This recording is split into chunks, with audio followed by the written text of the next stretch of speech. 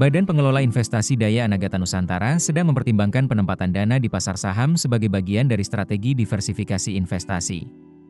Salah satu opsi yang dikaji adalah berperan sebagai penyedia likuiditas. Chief Investment Officer BPI Danantara, Pandu Syahrir, menjelaskan bahwa penempatan dana berasal dari dividen BUMN yang akan diterima pada akhir April 2025. Dana tersebut sedang disiapkan untuk dialokasikan ke instrumen pasar modal. Meski disebut sebagai liquidity provider, peran Danantara tidak akan mengikuti skema formal sebagaimana diatur dalam POYK nomor 18/2024 yang mewajibkan persetujuan dari OJK. Menurut Direktur Pengembangan BI, Jeffrey Hendrick, Danantara dapat berperan aktif di pasar tanpa perlu menjadi liquidity provider resmi.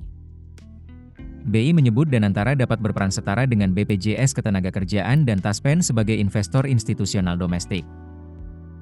Danantara diproyeksikan menerima dividen dari ban BUMN sebesar Rp59,11 triliun pada April 2025. Perusahaan ini menargetkan penerimaan dividen mencapai $8 miliar AS per tahun. Ekonom Panin Sekuritas, Felix Darmawan, menilai kehadiran Danantara di pasar saham dapat menambah likuiditas dan menstabilkan harga, terutama bagi saham BUMN yang kerap tertekan oleh arus keluar dana asing. Namun, ia mengingatkan agar pasar tidak terlalu bergantung pada Danantara, terutama pada saham sektor perbankan. Saat ini, perbaikan indeks BUMN 20 masih dominan ditopang bank-bank besar. VP Marketing, Strategi and Planning Kiwom Sekuritas, Octavianus Audi, menyebut peran Danantara berpotensi membantu di tengah derasnya tekanan outflow asing.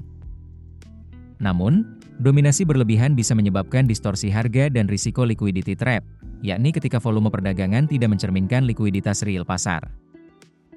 Sementara itu, pasar masih menunggu implementasi konkret dari peran Danantara.